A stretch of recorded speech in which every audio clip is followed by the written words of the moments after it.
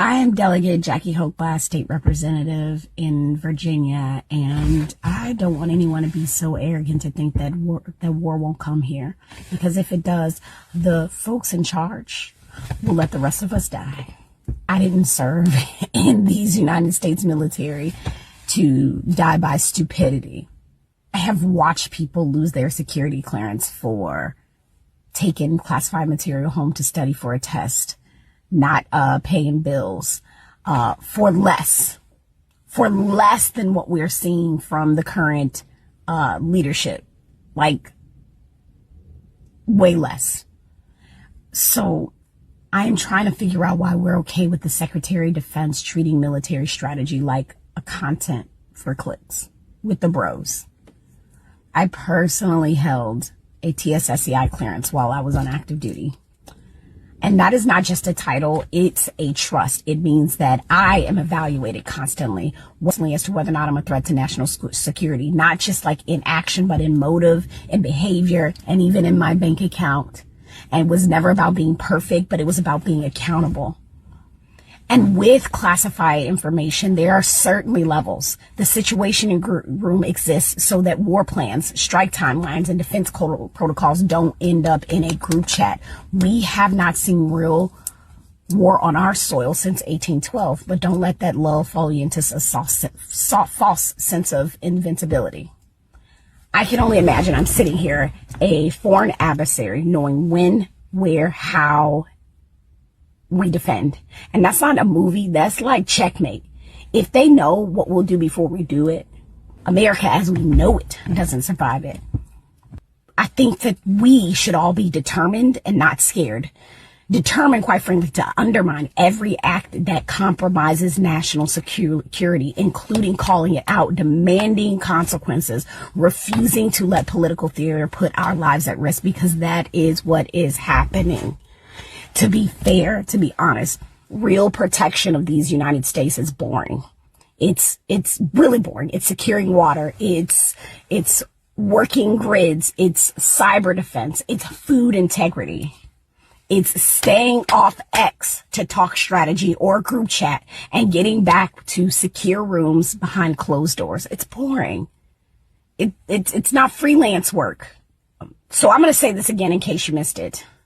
Don't be so arrogant to think that war won't come to these United States, because if it does, the folks in charge will let the rest of us die just to be the last one standing. And that is not a conspiracy.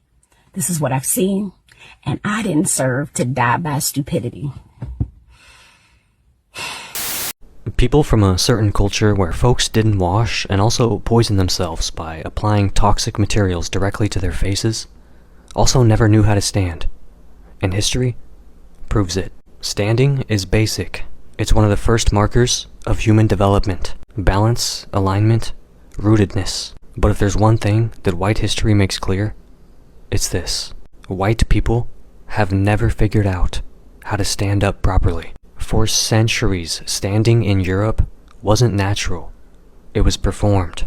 Posture was a class signifier, not a physical skill. Aristocrats to balance themselves with corsets, stays, bustles, and tight boots that forced the body into unnatural vertical lines. Not balance, just rigidity. The result? Restricted breathing, pelvic tilt, and knees that never learned how to carry weight.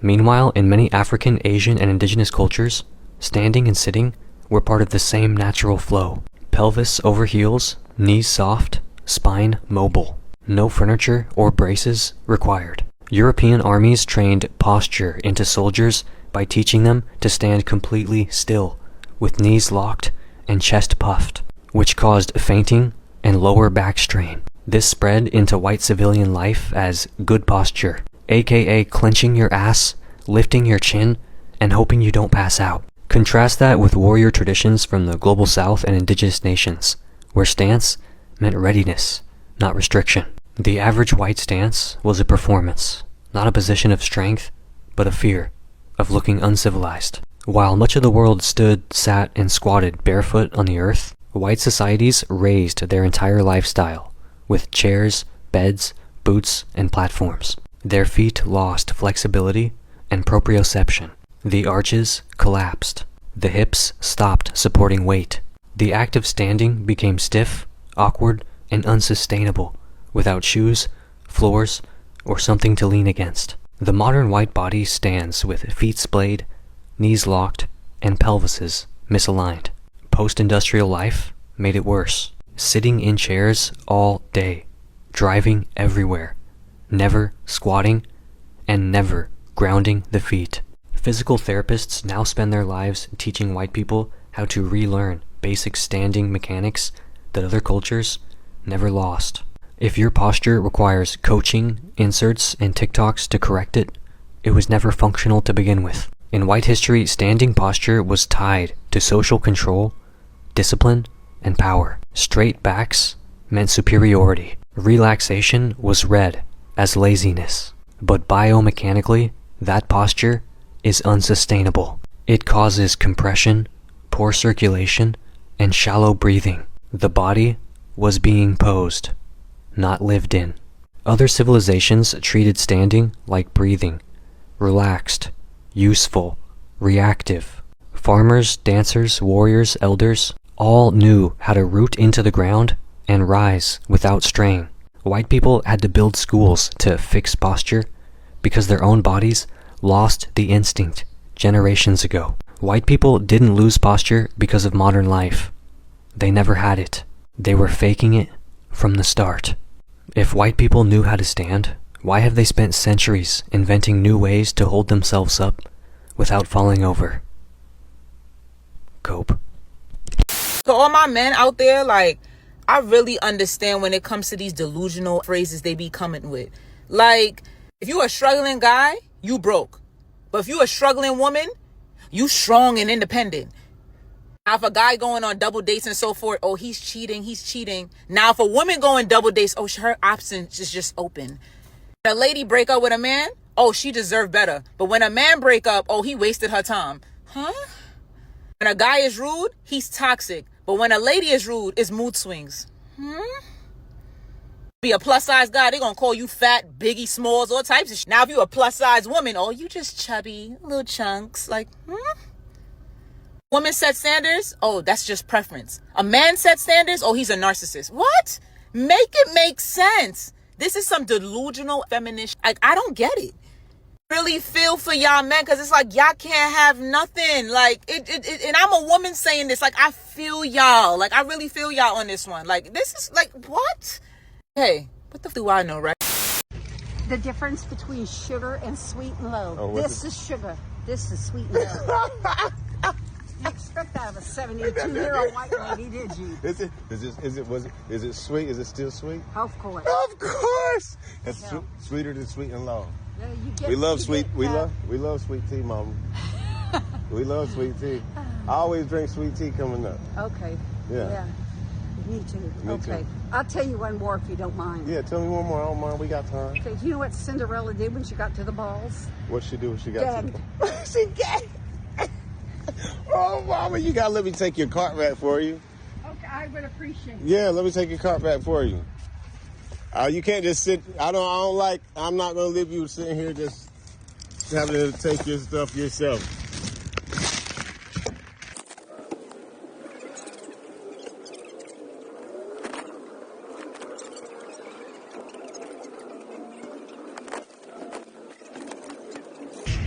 Tight as a pussy, but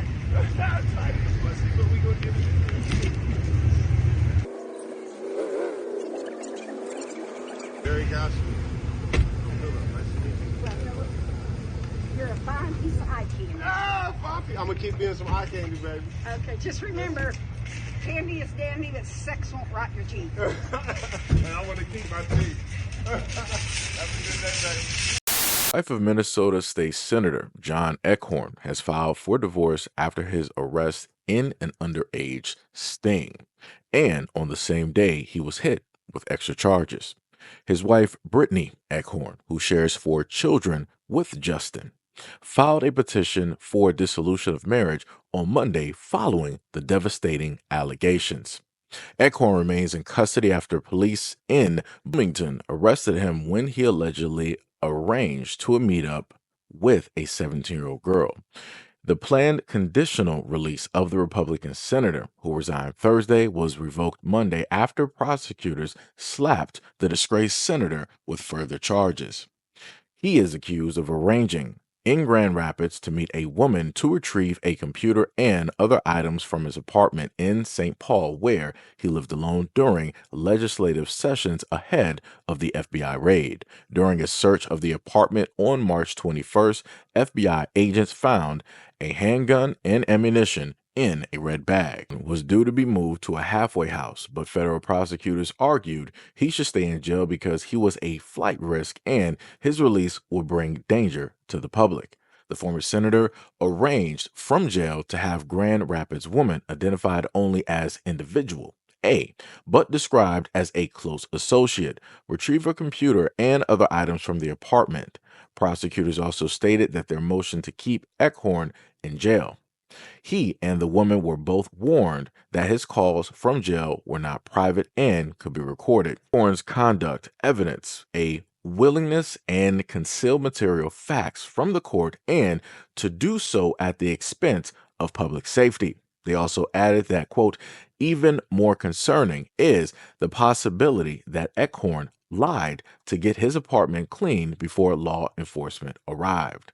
By the time the woman arrived at the apartment on Friday morning, FBI agents had already secured it with a warrant to search for evidence. The woman reportedly asked to retrieve a computer that she stated was used for her business, a request of which the agents denied. After she left, an agent called her and asked her to return for an interview, which she refused. Quote, we cannot have these people getting out of jail and continuing to repeat the same crimes. Ehorn was arrested as part of a sting operation that saw 13 other men detained since the start of the month. He was charged last week in federal court with attempted coercion and enticement of a minor and made his first court appearance as of Thursday. He is expected back in court next for a preliminary hearing on Wednesday. Ehorn was first elected in Minnesota back in 2016. Now, I just want to state this. He's been in office since 2016, and this is just the first time that you've heard of this because this is the first time he got caught. There's no telling how many other instances since 2016 that he's been involved in things just like this. And again, it usually ends up inevitably being a lot of men that look like him who have these high profile positions and they have the white picket fence, the beautiful house, the beautiful yard, the nice family, the nice car and everything, even a little dog too. And these are inevitably the exact same men that will go out of their way, that will forgo all of the things that they built, all of the things that they accomplished in order to be with somebody who is younger, somebody realistically they should not be with at all. There are, and again, this is not me advocating for guys to, go out there and be unfaithful and everything like that, but just being real. You have the field of women directly out here, women of your age, that you could decide to be with. And for whatever reason, you're like, nah. I need to start looking at high school. Really? That was your thought process. Knowing the fact that you got 4 kids, knowing the fact that one of your kids, or at least 2 of them, if not more, could also be girls as well. So then what does that then say? What does that then mean? Since this is the way that you want to move directly in life when it deals with your own, right? You're supposed to be raising them. You're supposed to be protecting them. You're supposed to show them what it is that a man is, right? But this is how you decide to move. So then that sends out a message that, oh, okay, this is how the senator is sitting up there moving. No problem. So as your kids basically progress, somebody else is going to perform the exact same actions. Why? Because it's always a slap on the wrist. There's nothing that ever states that, all right, we're going to make sure that people like this are made an example of and that this is never going to happen ever again. I'm pretty sure he's going to be able to quietly pull some strings directly out there because, again, birds of a feather flock together. And the other thing that I will also state as well too. Now, unless the wife was just 100% just oblivious to every single thing out there, there was more than likely some type of inkling that something was going on, that something just was not right. She probably just decided to ignore it because, hey, she's living the posh, great life. She can, be a housewife, just take care of the kids, and there's money consistently coming in, and she doesn't have to worry about bills or anything like that. She just has to worry about the home, and she can just go out there and shop. Right. And you'll have a lot of women that will decide to ignore what it is that men like this guy will go out there and decide to do up until it gets blown out of the water. And now everybody can see it. Now everybody can see it because now this is the point where she's like, I want to sit up there and get a divorce and I'm taking the kids. Yeah, but you should be looked at as well, too, just to be honest. Just to be honest, because I've done stories before where the wives have been in cahoots with the husband and also working within the same line of trying to get said victims to said husband. So, like I said, it can go either which way. They both could be directly in on it. One person is just the fall guy because, again, I've shown you guys videos of teachers or health professionals who are women who will decide to do the exact same thing that this guy decided to sit up there and do. Right. But like I said before, in both of those instances, we will see how far the courts are going to decide to go when it deals with the protection of the family. We're going to see what's going to take place because, again, he's in the Senate. He's a part of the government. Birds of a feather flock together. He'll be able to quietly pull some strings, or he'll be able to do less time on some other plea low or whatever it is. And I promise you, he more than likely won't have to register on the list. I promise you he won't have to do that because they didn't even state that here and the FBI is involved. So I'm a little bit confused on if you know the fact of what it was that he was trying to do. You caught him in the sting. You basically caught him in the act with the decoy or whatever it was. But yet you guys aren't trying to slap, the main branding and title directly on him to really try to strip him of everything. And then on top of that, the fact that he was able to resign, which means that at a point in time, he could try to come back later. Let's say 20 or 30 years down the line when, all of this, when nobody's really focused on it, right? Whatever he did is going to be 20, 25 or 30 years, down the road. He could decide in his 60s that, I want to step back in the political field. Right, you got somewhat, new blood directly in there and all this other type of stuff. And I'm pretty sure within that time frame, there's going to be other more pressing political stories that people are going to be focused on, right, during that timeline. Because that's what normally tends to happen. And you know what else normally tends to happen? That people like this will return right back to the scene of the crime. Once is never enough when it deals with them getting caught. Trust me, because I done stories before where somebody's been in front of a judge 3 times and they've been let out 3 times. It's crazy work.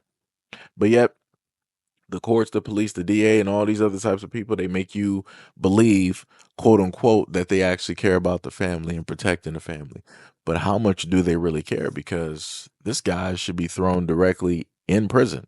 Matter of fact, the woman which seems to be a ride or die for whatever reason, she was going directly to the apartment to try to, get the, information or the computers or other things that were used. And FBI was like, no. What you think you're doing? Nah, we got you. We got a warrant for all of that. I need you to leave that right there. Matter of fact, man, we need you to, we want to ask you some questions. Right. And the craziest part is, it's like, if you got a woman like that, that's directly there. Why would you need to sit up there and pull a Seinfeld and go directly to high school and whatnot or whatever? Why would you not just deal with a woman that's directly in the office, that is of age, that is a grown adult that would obviously sacrifice for you? Like I said, I don't understand it.